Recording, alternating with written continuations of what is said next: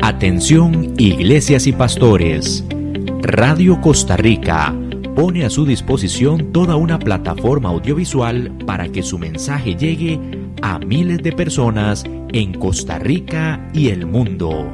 Sumamos radio, Facebook Live, nuestras propias aplicaciones, nuestro sitio web y nuestro canal en YouTube, además de toda nuestra experiencia en el concepto de evangelismo mediático, porque nos interesa unir esfuerzos para llevar un mensaje de fe y esperanza en estos momentos tan convulsos socialmente, donde las malas noticias nos afectan cada minuto.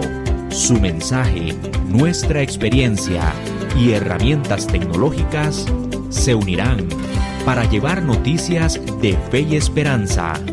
Anímese, ingrese al maravilloso mundo de la comunicación audiovisual con nosotros. Para mayor información, 8377-4416. Radio Costa Rica. Mucho más que una radio.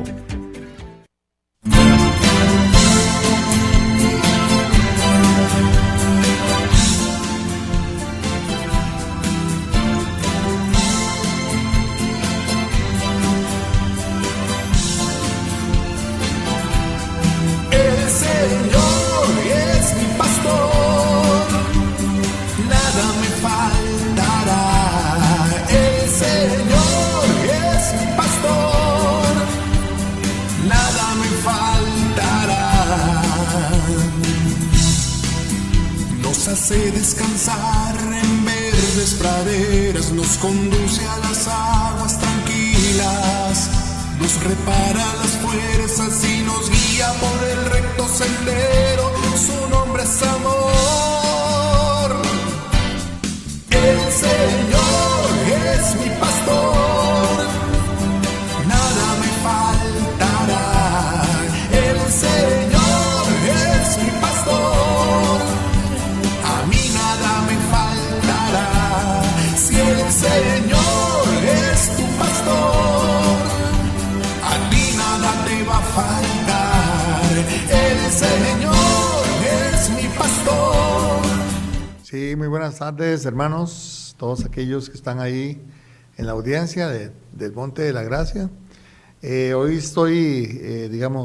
estamos inaugurando un segmento que se va a llamar Tu Palabra es Verdad, que es prácticamente aparte, ¿verdad?, del espacio de Inesita, y espero que sea, esto es porque es de otra línea, ¿verdad?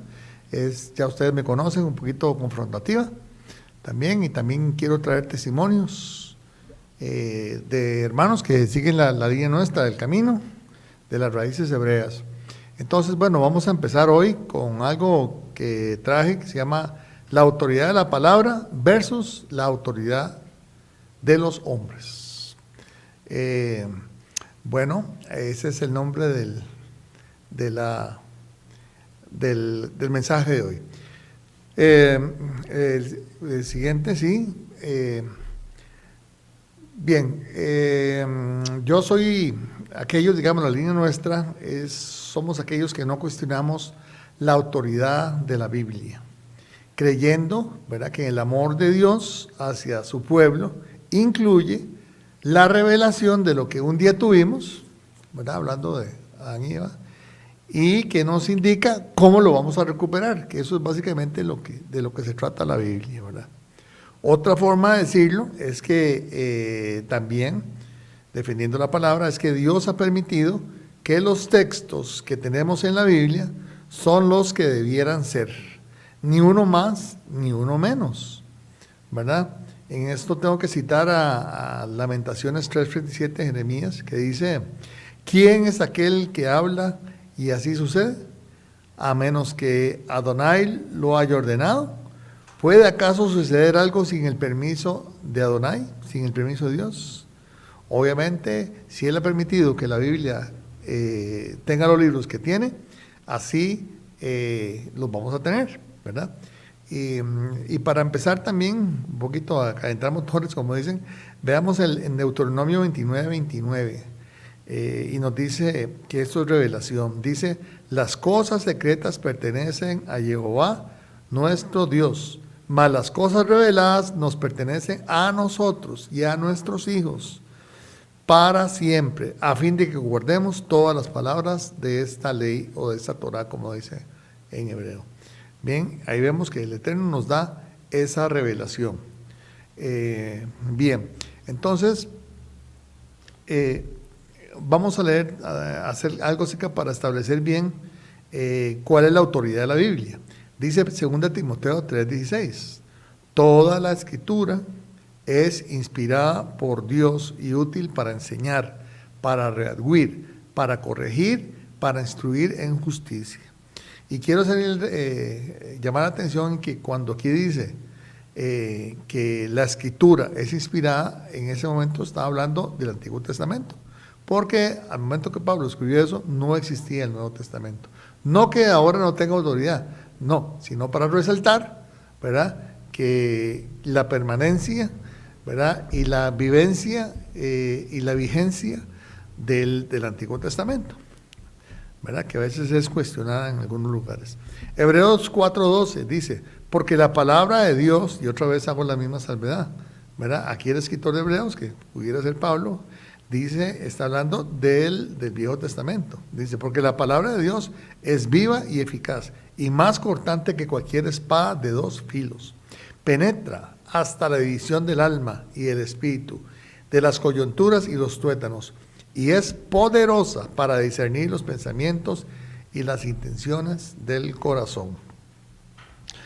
Bien, estas palabras nos muestran que el creador del universo cuidó de revelarnos cosas profundamente espirituales, importantes, verdades que de ninguna otra forma pudimos haberlo sabido, ni haber tenido acceso a ello. Bueno, de eso se trata una revelación, ¿verdad?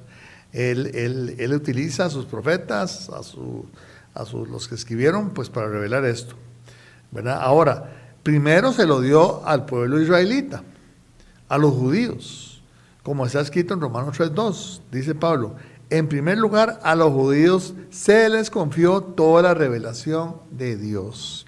Entonces vamos a ver, hay un orden del Eterno, el Eterno no fue desordenado para darle su revelación a cualquiera, no, Él escogió al pueblo que vino después de Abraham, al cual fuimos nosotros injertados, como lo vamos a ver al final. Ahora sí, la siguiente. Por todos estos motivos, ¿verdad?, no queda espacio para la interpretación de hombres, ¿verdad? Ya, digamos, el canon ya se cerró, no hay otra escritura que esté revelada. Podría aparecer, pero por el momento no hay quien escriba. Sí, el Eterno nos da el Espíritu para interpretar, para conocer, para enseñar. Él tiene el Espíritu y consejo que nos da, pero los libros están ya escritos y no hay más que esos que están ahí, ¿verdad? Ahora, tampoco queda espacio para que los hombres vengan a decirnos que ellos son la autoridad delegada de Dios. No hay espacio para eso, no se puede. Ni mucho menos se puede cambiar el texto. El texto usted no puede cambiarlo. En Deuteronomio 12:32 y Deuteronomio 4:2 se indica que no se debe añadir ni quitar nada a lo que Dios ordenó o escribió por medio de sus profetas.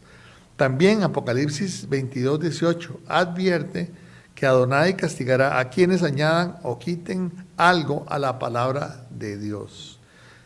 Queda bien claro, ¿verdad?, que no solamente Él nos lo guardó, sino que se guardó de que nosotros la manoseáramos. Y yo creo que eso podemos ver por qué, ¿verdad? Porque la gente manosea la Biblia y bueno, por el momento hay 43,000 iglesias cristianas. Imagínense usted, todas basadas en interpretaciones propias de cada una de ellas. Bien, ahora ya hablando del Mesías, de Yeshua, él era muy celoso de esto, ¿verdad?, y criticaba a los escribas y fariseos de entonces de crear tradiciones de hombres que tergiversaban el propósito divino de la palabra de Adonai. Tengo aquí 3 escrituras, en Marcos 7:7, dice, Yeshua dice, pues en vano me honran, enseñando como doctrinas mandamientos de hombres. Eso estaba en el Viejo Testamento. En Mateo 15:3 dice Yeshua, ¿y por qué ustedes, por sus tradiciones, violan los mandamientos directa de Dios? ¿Verdad? Aquí no solamente está exaltando los mandamientos de Dios, sino que ataca a las tradiciones que obviamente van en contra de la palabra de Eterno. Y en Marcos 7:6, Yeshua dice, dejando el mandamiento de Dios, os aferráis a la tradición de los hombres. Básicamente es lo mismo que estaba diciendo. Bueno, aparte de eso, en la siguiente, dice, la misma Biblia y el mismo Yeshua definen qué es verdad, qué es lo que vale. Yo quiero resaltar esto, porque ¿quién nos dice a nosotros qué es la verdad? Y claro, yo tengo que citar quién está definiendo. La misma Biblia define qué es la verdad, de dónde viene la verdad. Juan 17:17, él en esa oración tan preciosa que hizo, dice, santifícalos en tu verdad. Le está orando al Padre, ¿verdad? Otra vez, santifícalos en tu verdad. Tu palabra es verdad. Hasta este momento, resalto otra vez, lo que estaba el Antiguo Testamento, ¿verdad? Sin dejar por aparte el Nuevo Testamento, pero a eso se estaba refiriendo. Salmo 119-160, un salmo de David, dice, la suma de tu palabra es verdad. ¿Ok? Estamos definiendo qué es verdad. Y luego Yeshua dijo que él mismo era la verdad, confirmando cuando él dijo, yo soy el camino, la verdad y la vida. Confirmando Juan 1:1, que dijo que en el principio era la palabra, y la palabra era con Dios, y la palabra era Dios. ¿Verdad? Ese es uno de los versículos más reveladores de lo que era el Mesías. Bien, la siguiente. Entonces, voy a tomar un poquito de agua. Se me gasta la garganta. Dice, entonces queda claro que la verdad no se encuentra fuera de la Biblia, ni fuera de la voluntad divina. Inclusive se puede decir, para decir algo atrevido, ¿verdad?, que el Padre y su palabra son uno en cuanto al apego de Adonai a su revelación, ¿verdad? Eso es fácil de entender. Segunda de Pedro 1:20 dice, ya para reforzar, dice, pero ante todo sabed esto, que ninguna profecía de la Escritura es asunto de interpretación personal, pues ninguna profecía fue dada jamás por un acto de voluntad humana, sino de que hombres inspirados por el Espíritu Santo hablaron de parte de Dios. Muy bien. Entonces, por todo esto que he estado diciendo, ordenando un poquito las ideas en cuanto a la revelación, ya que es la verdad y que proviene de los cielos, ¿verdad? Por eso, por todo eso que he dicho, debemos rechazar las falsificaciones, los agregados, las tradiciones humanas, que obviamente van contra la palabra de Dios, y sobre todo el adoctrinamiento en leyes y costumbres contra la palabra de Dios. Estoy hablando de cambiar mandamientos también, porque hay gente que ha cambiado mandamientos. Tal vez en unos minutos me explico mejor, ya me van a entender, ¿verdad? En la siguiente. Dice, todo esto a pesar de las advertencias que la misma Biblia contiene respecto de cambiar el escrito. O sea, han cambiado la Biblia y es más, cambiaron los 10 mandamientos escritos con el dedo de Dios, los cambiaron, ¿verdad? Y se atrevieron a eso. Aún así, también hay muchas otras religiones que lo hacen, ¿verdad? Y aquí voy a citar 3 importantes, ¿verdad? En cuanto a todo esto. Bien, la primera voy a citar a los judíos ortodoxos, ¿verdad? A los rabinos, los cuales manifiestan, ¿verdad? El judaísmo manifiesta, o no todo el judaísmo, hay una secta, los caraítas, que no profesan eso, pero los demás sí profesan que hubo una revelación oral, ¿verdad? La Torá oral. Ellos manifiestan que hubo una ley escrita por Moisés, pero que además hubo una ley oral. Esta Torah oral fue compilada en lo que se llama la Mishnah, escrita aproximadamente 200 años después de Cristo, ¿verdad? Por un señor que se llamaba Yehuda Hanasi, y probablemente entre esa compilación de mandamientos había unos que el mismo Jesucristo había rechazado ahí abiertamente en los evangelios. Bien. La otra, aparte de eso, los judíos ortodoxos le dan muchas ocasiones, más de lo que uno pensaría, más importancia a las interpretaciones de los rabinos, ¿verdad? Llamados midrash, que a la misma palabra. O sea, a veces pesa más las interpretaciones de los rabinos que la palabra de Dios. Y hasta aquí mi comentario en cuanto a los hermanos judíos, ¿verdad? Porque ya eso es un tema aparte que ya no más para aquí. Bien, el siguiente es que la siguiente dice: no puedo dejar por fuera muchas iglesias protestantes que malinterpretan totalmente la palabra. Y me van a dar razón, ¿verdad? Voy a citar nada más doctrinas como la de la prosperidad. Otras manifestaciones del supuesto Espíritu Santo, en donde gente comienza a danzar frenéticamente, ataques de risa, o a veces un abuso del don de lenguas, ¿verdad? Que causa que nadie entienda lo que el ungido habla, ¿verdad? Apartándose de lo que dijo Pablo, que cuando hubiese alguien hablando lenguas, también estuviese a la par un traductor o un intérprete. Ahí no, ahí todo el mundo habla lenguas y nadie entiende, y eso no edifica absolutamente a nadie, ¿verdad?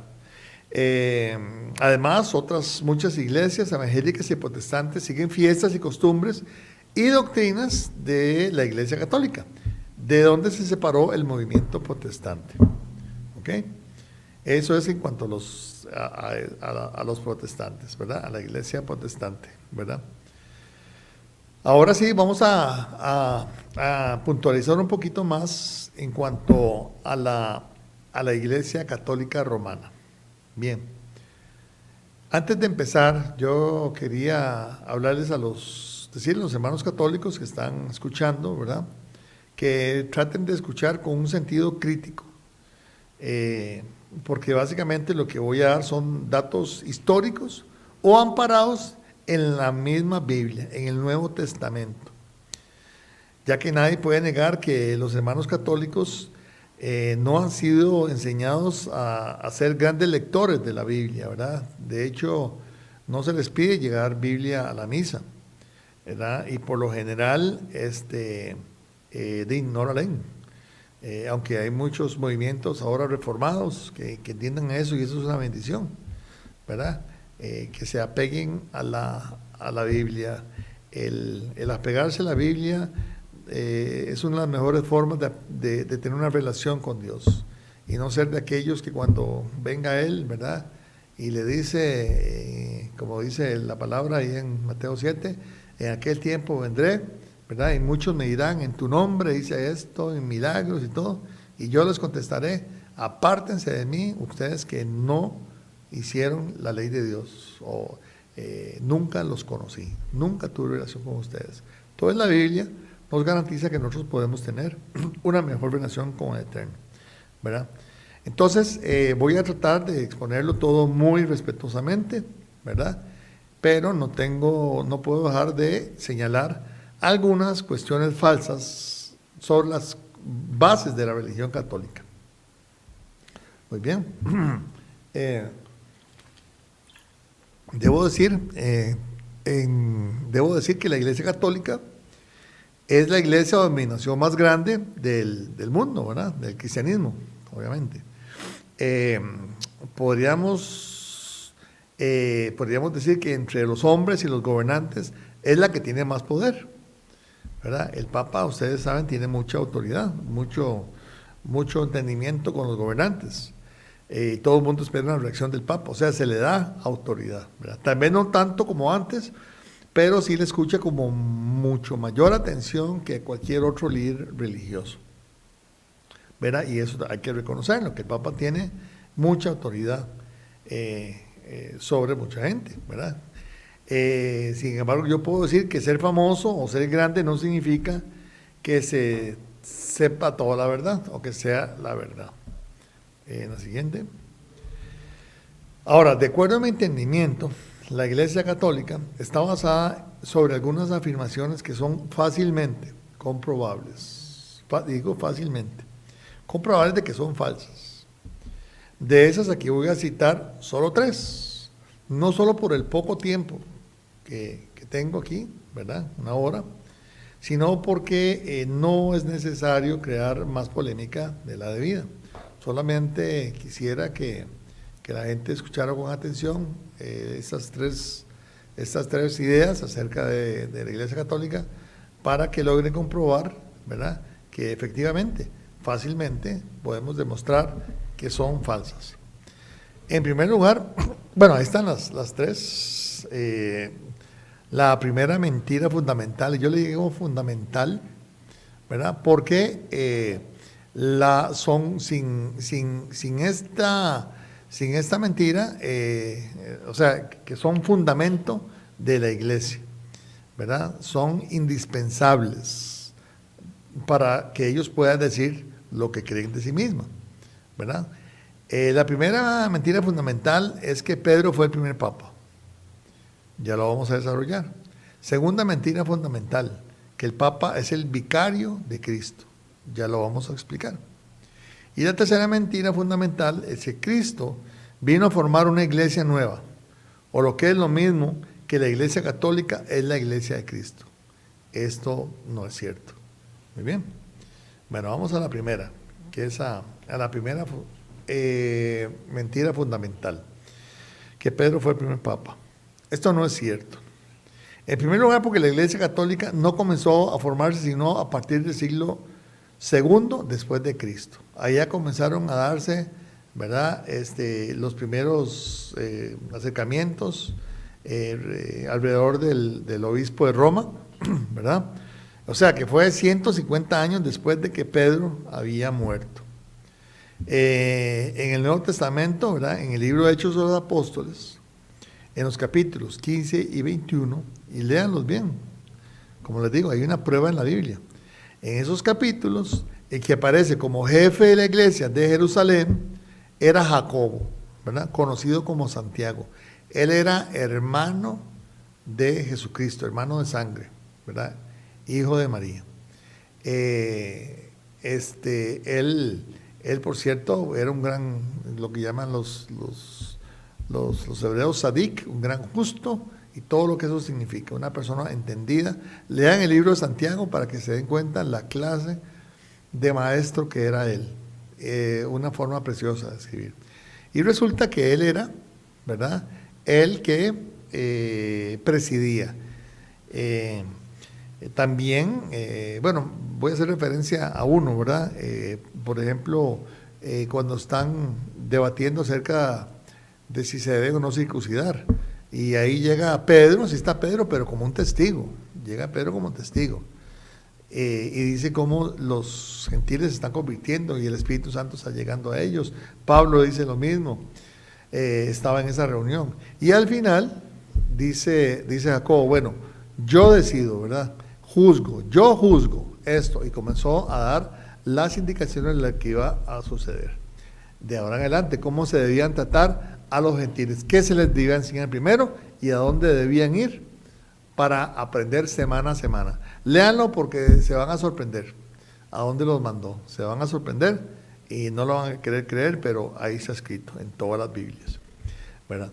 Además, en el libro de Gálatas, también mismo Pablo relata cómo él le llamó la atención a Pedro de una forma fuerte, ¿verdad?, por algo que había hecho Pedro, y lo había hecho mal. Todos somos humanos, ¿verdad? No somos infalibles. Y Pedro falló, ¿verdad?, ahí en cuanto a la relación con los gentiles. Y Pablo salió a regañarlo, así como decimos los ticos. Algo impensable, ¿verdad?, si Pedro ya tuviera la autoridad que actualmente tiene el Papa. ¿Quién se atreve a regañar al Papa? ¿Verdad? Pues ahí lo pueden leer en Gálatas. Eso está en Gálatas 2 o 3, si mal no recuerdo. Entonces, todo esto nos indica, ¿verdad?, que Pedro no era el jefe, Si Pedro hubiese sido el jefe, ahí en el concilio de Jerusalén, en Hechos 15, hubiera estado él diciendo, yo juzgo, así es, pero no fue así. Bien, en la siguiente, aparte de eso, y vean que la Iglesia Católica defiende a capa y espada el hecho de que Pedro estuvo no solamente estuvo en Roma, sino que murió en Roma. Y eso no es tan cierto. No se le ha logrado probar, ¿verdad? Existen severas dudas sobre las pruebas que presenta la Iglesia Católica sobre la visita y muerte de Pedro a Roma, ¿verdad? Hay una supuesta tumba de Pedro que es muy cuestionada por los arqueólogos y por los historiadores, ¿verdad? Entonces, las pruebas que presenta la Iglesia Católica para decir que Pedro estuvo en Roma no son tan ciertas. Ahora usted me dice, ¿y qué importa si no estuvo? Bueno, no me diga a mí, dígale a la Iglesia, ¿verdad?, que ellos, porque ellos defienden tanto ese punto. Y es entendible. ¿Por qué es entendible? Porque ellos quieren seguir la sucesión, ¿verdad?, la sucesión desde Jesucristo, Pedro y los siguientes supuestamente papas, ¿verdad? Pero en realidad, bueno, ellos ven en el hecho de que Pedro estuviese en Roma para darle validez a su argumento. Por eso luchan y presentan pruebas y defienden eso, bueno, y eso no lo escarban mucho. Es decir, ahí quedó. Y para los católicos, para la Iglesia Católica, Pedro fue el primer papa, y eso no es cierto. Jesucristo nunca dijo, te voy a nombrar papa. Ahora, ¿qué dijo Jesucristo? Vamos a la siguiente, ¿verdad? Cuando Jesucristo le dice a Pedro que sobre esta roca edificaré mi iglesia, lean bien ahí lo que le dice. A lo que se refiere Yeshua, Jesucristo, es que Pedro había dicho una verdad.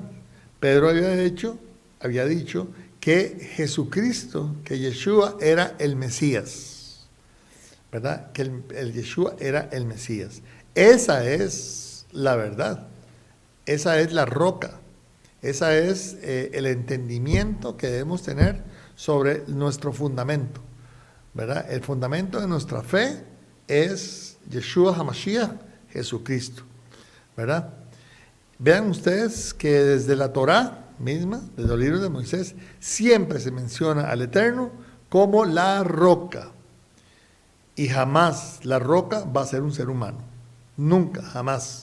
¿Verdad? Está en los Salmos, está en el libro de Deuteronomio, y todavía en 1 Corintios 10:4, cuando Pablo dice, y todos bebieron la misma bebida espiritual, porque bebían de una roca espiritual que los seguía, y la roca era Pablo, Pedro, no, dice, y la roca era Cristo, ¿verdad? Ahí no dice que la roca era Pedro. Entonces, esta es una falacia, es algo que no es cierto, y yo creo que así es fácilmente demostrable, ¿verdad? Ahora, también menciona cuando se les llama las llaves del reino. Y vea, en realidad, el reino eterno es del tamaño del universo, ¿verdad? El reino no tiene llaves, ¿verdad? Llaves o claves del reino, más bien, porque llave y clave vienen a ser lo mismo y están muy emparentadas en el idioma griego, ¿verdad? La clave, ¿qué fue? Bueno, a lo que yo he entendido es que las llaves se refieren a esto. Primero, Pedro fue el primer apóstol que, lleno del Espíritu Santo, habló a los judíos en Jerusalén, en Pentecostés. Pueden leerlo en Hechos 2.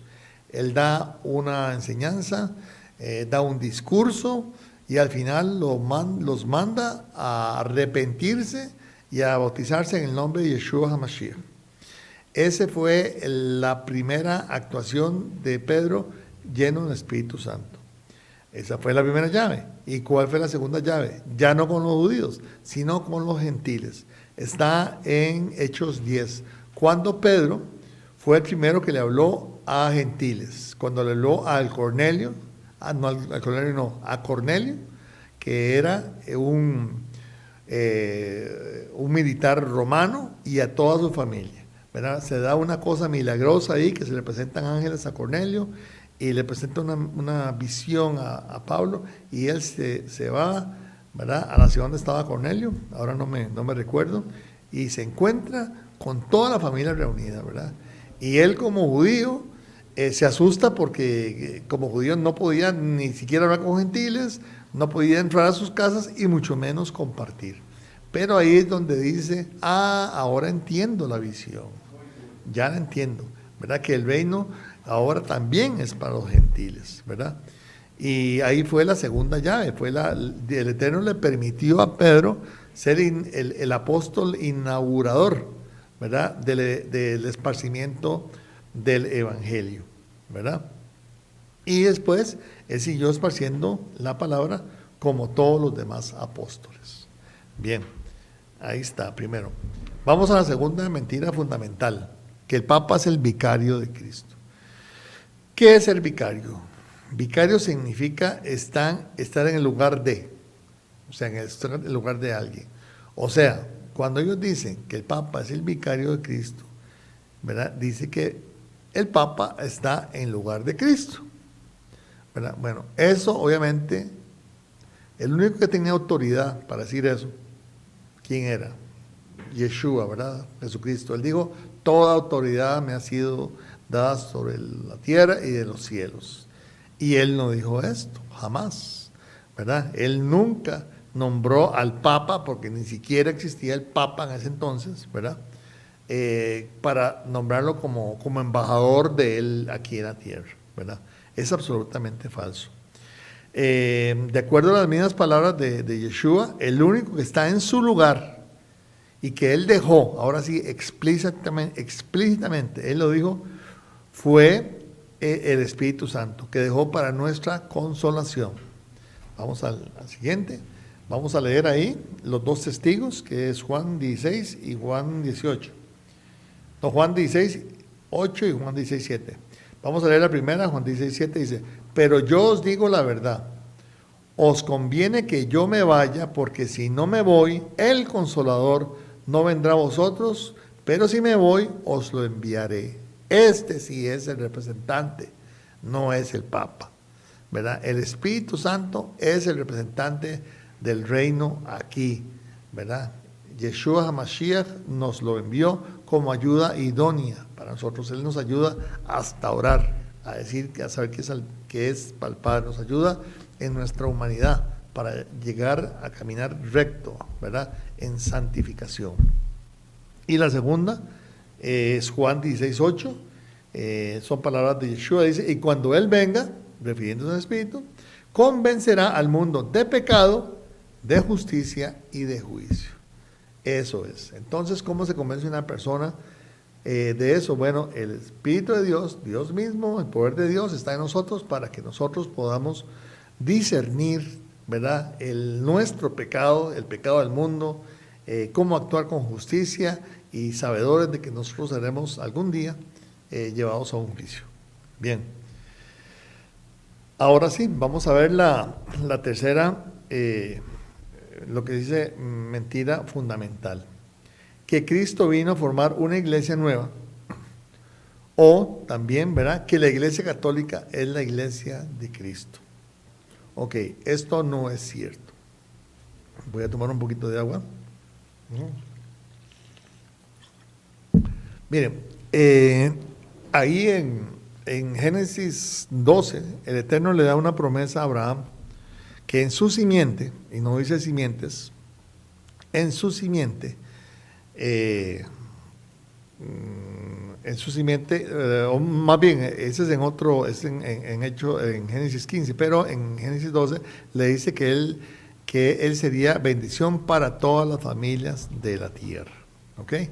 Entonces, Abraham fue el padre de Isaac, Isaac de Jacob, y ahí las 12 tribus, e Israel fue el medio idóneo por el cual se iba a dar esta bendición, ¿verdad? No solamente les entrega la palabra, sino que sería de una de las tribus, la de Judá, de donde vendría el Mesías. El Mesías vendría aquí a cumplir las leyes de Dios, intachable. Él nunca vulneró ni traspasó uno de sus mandamientos, para probar que Dios no está loco, que si Dios da leyes, el hombre, si quiere y se arrepiente, él puede cumplir con la ley de Dios, ¿verdad? En lo que se pueda cumplir, en lo que no, obviamente, ¿verdad? Eso es otro tema totalmente. Pero como vemos, ¿verdad? Yeshua es el cumplimiento de esa promesa que el Eterno le dio a Abraham, ¿verdad? Él ahí no se estableció jamás que se iba a hacer una nueva religión, ¿verdad? Nunca jamás. Y ahora voy a leer algo que es muy interesante que escribió Pablo ahí en el libro de Romanos, ¿verdad? Mire, y Jesucristo nació, vivió y murió como un judío, y no en Palestina, como se leo ahora, se puso de moda, ¿verdad? Palestina, para los que no saben, Judá, o la tierra de Judea, ¿verdad? No llegó a llamarse Palestina, sino en el siglo II, ¿verdad? Que por un castigo de un emperador romano, no me acuerdo el nombre, le cambió el nombre a Filistea, que hay filisteos, para querer denigrarlos, ¿verdad? Pero en realidad él, como le digo, Yeshua, vivió en Judea, ¿verdad? En sus últimos años. Él, como les digo, nació judío, vivió como un judío y murió como judío, ¿verdad? Entonces, eso no hay que olvidarse, ¿verdad? Además, él fue rabí. ¿Qué significa rabí? Rabí es maestro de la Torah, ¿verdad? ¿Qué es la Torah? La ley de Dios. Entonces, él no vino a formar leyes, a dar bulas papales, no. Él vino a enseñar la palabra de Dios, ¿verdad? Y vean ustedes, revísenlo bien en Mateo 15:24. Es claro lo que él dice, que él no había venido sino por las ovejas perdidas de la casa de Israel, ¿verdad? En una forma contundente. O sea, lo primero que él vino a buscar fue a su pueblo, porque él es el Mesías prometido a su pueblo. De hecho, yo no sé si saben, espero que Cristo, ¿verdad? Viene de la palabra griega Christos, que es lo más parecido a Mesías en hebreo. O sea, la palabra Mashiach, de donde viene Mesías, es un concepto judío, ¿verdad? Es un concepto de la palabra de Dios. Luego pasó a, obviamente, ya se habló, se esparció la palabra en griego, y pasó a Christos, que también es ungido. De ahí viene la palabra Cristo. Entonces podemos decir que la palabra Cristo es un concepto que viene de la palabra de Dios. No es aparte, ¿verdad? No es aparte, no son religiones distintas, no. Es el desarrollo de lo que era la bendición de Abraham sobre todas las, o más bien la simiente de Abraham sobre todos los pueblos del mundo. Vamos a la siguiente. Aquí voy a leer yo lo que dijo Pablo en Romanos 11, ¿verdad? Cuando él comienza a hablar acerca del pueblo de Israel, y dice que le duele mucho, ¿verdad? Que solamente un remanente haya aceptado al Mesías. De hecho, lo que he aprendido es que ahí en Judea había como 1 millón de habitantes, de los cuales el 20% logró, o más bien el 20% creyó en el Mesías. No eran pocos, eran 200,000, ¿verdad? Y todos judíos, casi el 99.9% eran judíos. Ahí cuando comenzó fue ese comandante romano, Cornelio, ¿verdad? Todos eran judíos que creían en el Mesías. Es más, ahí en el libro de Hechos dice que hasta sacerdotes judíos comenzaron a creer en él. Es decir, él era el esperado. Y eso también podemos decir que fue en parte de la labor de Juan el Bautista, ¿verdad? Que dice que él vino a preparar el camino de él. Entonces, ahí en Romanos 11, Pablo comienza a lamentarse de eso, pero nos recuerda algo, ¿verdad? Nos recuerda que el pueblo judío va a tener su tiempo de creer. Y es muy bonito lo que él escribe, voy a leerlo aquí, lo que dice Pablo, digo pues, ¿ha desechado Dios a su pueblo? Podríamos decir, ¿ha formado una nueva religión? No, la verdad, no. Dice, en ninguna manera, porque también yo soy israelita, de la descendencia de Abraham, de la tribu de Benjamín. No ha desechado Dios a su pueblo, vuelve a repetir, al cual desde antes conoció. ¿O no sabéis que dice de Elías la Escritura, cómo invoca a Dios contra Israel diciendo, Señor, a tus profetas han dado muerte y tus altares han derribado y solo yo he quedado? Eso decía Elías, ¿verdad? Y todavía procuran matarme. Pero ¿qué le dice la divina respuesta? ¿Qué le dice el Eterno a Elías? Dice, me he reservado 7,000 hombres que no han doblado rodilla delante de Baal. Así también, aún en este tiempo, sigue diciendo Pablo, ¿verdad? Ha quedado un remanente escogido por gracia, ¿verdad? Y se refiere a los judíos de ese entonces, ¿verdad? Y aún también, yo no sé si ustedes sabían, pero en Israel hay cerca de los 8 millones de judíos, hay cerca de 80,000 personas que siguen la Torah, pero tienen a Yeshua como su Mesías. Es decir, son completos también, ¿verdad? Y bueno, para seguir en el tema, dice, digo pues, ¿han tropezado los de Israel para que cayesen? En ninguna manera, vuelve a decir Pablo. Pero por su transgresión vino la salvación a los gentiles para provocarles a celos. Y si su transgresión es la riqueza del mundo y su defección la riqueza de los gentiles, cuanto más su plena restauración. Entonces, obviamente, ¿verdad? Esto de la plena restauración no está dentro de los planes ni es parte de la doctrina de los católicos. No hablan de eso jamás. Pero en este mismo capítulo 11, Pablo en un momento dice, y todo Israel será salvo, incluyendo nosotros que hemos sido injertados, como vamos a leer en el siguiente. Dice así, porque si su exclusión, ¿verdad? Hablando de los judíos, es la reconciliación del mundo, ¿qué será su admisión sino vida entre los muertos? O sea, si la mayoría de los judíos fueron excluidos, ha sido bendición para nosotros, ahora, ¿cuán gloriosa va a ser o cuán buena será su admisión nuevamente? Dice, si las primicias son santas, también lo es la masa restante. Y si la raíz es santa, también lo son las ramas. Pues si alguna de las ramas fueron desgajadas, y tú siendo olivo silvestre, has sido injertado en lugar de ellas, y has sido hecho partícipe de la raíz y de la rica savia del olivo, no te jactes contra las ramas. Es decir, ¿qué es lo que está diciendo aquí? Obviamente Pablo está haciendo una metáfora, ¿verdad? Del árbol, ¿verdad? Que viene obviamente de la raíz de Adonai, del Eterno, ¿verdad? Que brotó junto con Abraham y ya se volvió en un olivo bueno, ¿verdad? Un olivo de producción. Y así lo pone él en su metáfora. Y nosotros los gentiles, por la gracia y misericordia de Adonai, ¿verdad? Al haber caído las ramas que se van, ¿verdad? Por no haber creído, nos injerta a nosotros los gentiles.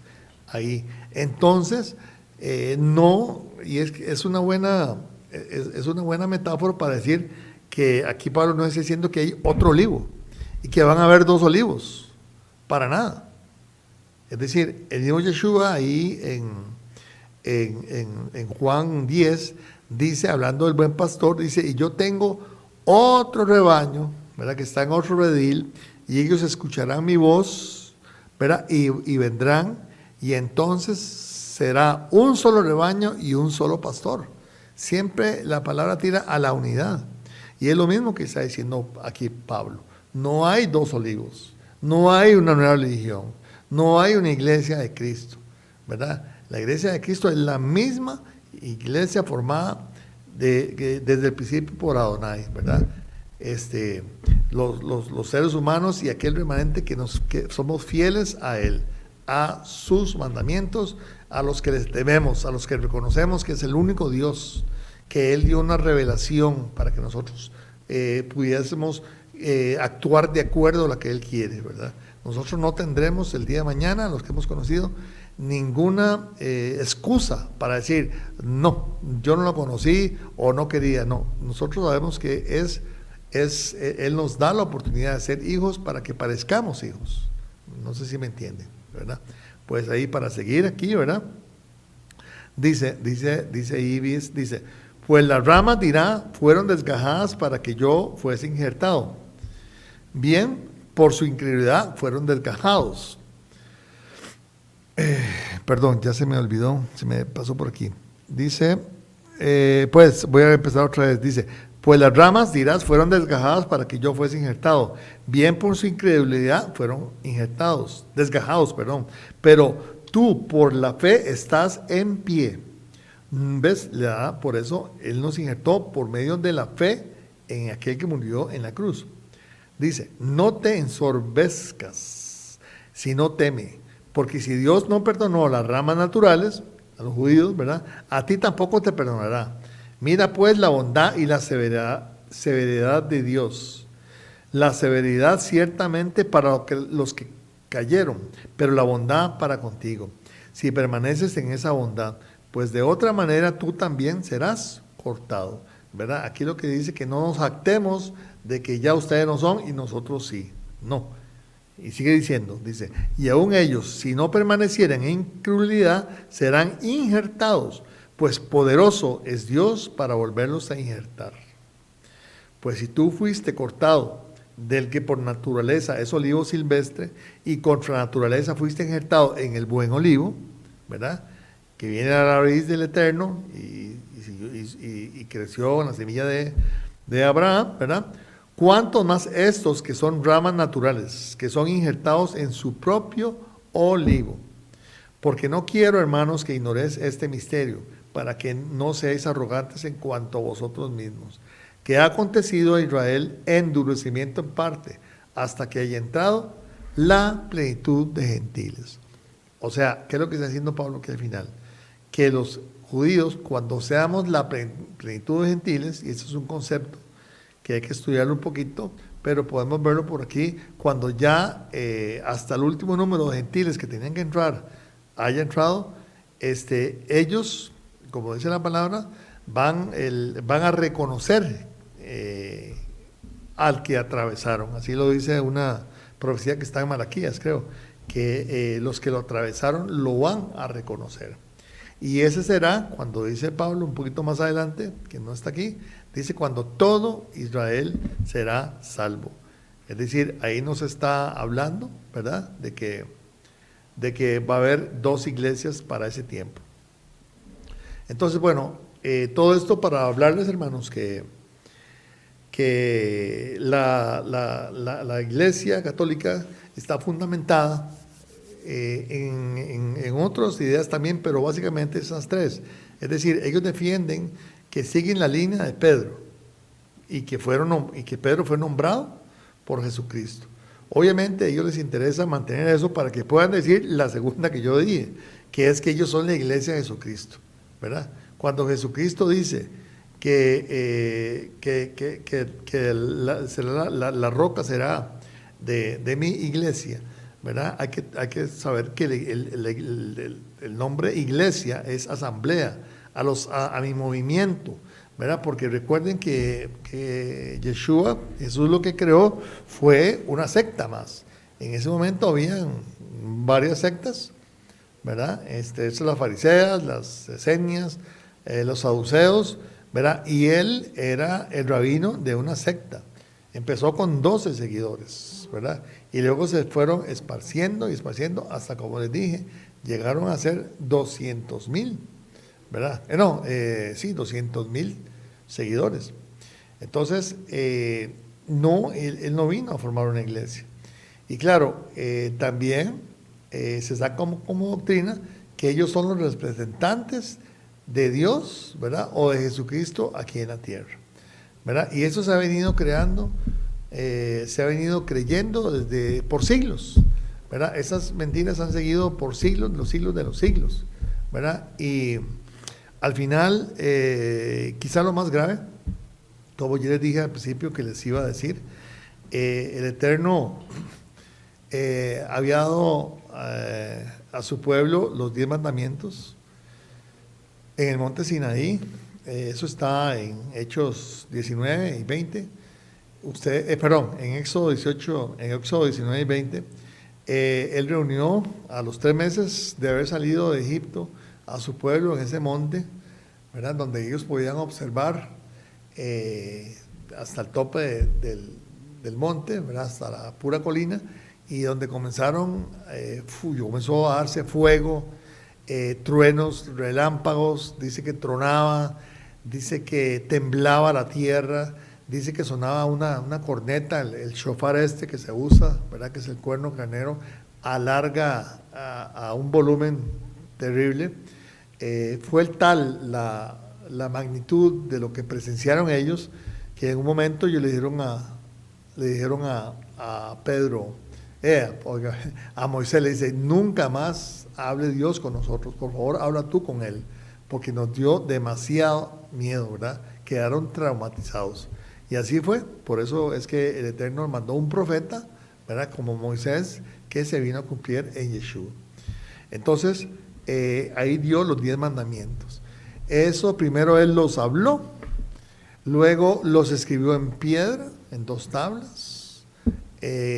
Moisés, al ver un relajo que había ahí, a bajar el monte, él quebró esas 2 tablas, y más adelante el Eterno lo manda a hacer 2 tablas para que él vuelva a escribir con su propio dedo, según dice ahí en Éxodo 31, con su propio dedo escribir los 10 mandamientos. Eso está en esos mandamientos están en Éxodo 20 y en Deuteronomio 5, ¿verdad? Y entonces, ¿qué dicen los mandamientos? Se lo voy a leer hasta el 4, y luego les digo los demás. Pero el primero dice, yo soy Jehová tu Dios, no tendrás otros dioses delante de mí. Entonces ese primer mandamiento es una declaración de fe. El Dios de los cielos es nuestro Dios. Y viene el segundo mandamiento, no te harás imagen, ni te postrarás a ella. Básicamente lo que dice, lo que incluye no venerar a las imágenes, no hacerlas ni siquiera, ¿verdad? Eso obviamente, lo que estoy hablando es que la Iglesia Católica quitó el segundo mandamiento. Lo quitó. Si usted busca en internet los 10 mandamientos de la Iglesia Católica, este mandamiento lo quitaron, lo abolieron, y la pregunta es, ¿quién le dio autoridad a la Iglesia Católica a hacer eso? Bueno, verdaderamente ellos se quedan con autoridad por todas las falacias que vienen diciendo, ¿verdad? Y que en parte he expuesto aquí. El tercer mandamiento es no tomar en vano el nombre del Eterno, el nombre de Dios, el nombre de Jehová. Okay. Viene el cuarto, el Shabbat. Dice, acuérdate del Shabbat, acuérdate del día de reposo, del día de cesar, porque en 7 días hizo Adonai los cielos y la tierra, y el séptimo descansó, ¿verdad? Ese mandamiento lo quitó la Iglesia Católica, ¿verdad? Puso el domingo, ¿verdad? Y puso un mandamiento que dice honrará las fiestas, o cumplirá las fiestas, que eso no existe. Cambiaron la ley de Dios, ¿verdad? Y ahí siguen los demás mandamientos en una y otra forma igual. Entonces, bueno, eso es lo que quería presentarles hoy. Yo les doy muchas gracias a ustedes, hermanos, por haberme escuchado hasta aquí, y agradezco al Eterno que me haya traído. Espero que esto sea edificación, al menos a una persona o a muchas personas, solamente Él sabe. Entonces voy a hacer una pequeña oración para agradecer. Padre bueno, Rey soberano del universo, bendito y alabado eres tú, que nos das vida, nos das el aire que respiramos, todos los días nos das, todos los días nos purificas el agua, nos das todo lo necesario, porque tú eres el único Dios de vida. y que nos da todo lo necesario. Gracias porque hemos abierto tu libro, Adonai, y esperamos que como lluvia temprana, lluvia tardía, caiga esta palabra sobre la vida de todos aquellos que lo escuchen. En el nombre de Yeshua HaMashiach, amén y amén. Bueno, hermanos, que tengan feliz tarde. Muchas gracias. Es pastor, nada me faltará. Nos hace descansar en verdes praderas, nos conduce a las aguas tranquilas, nos repara las fuerzas y nos guía por el recto sendero. Su nombre es amor.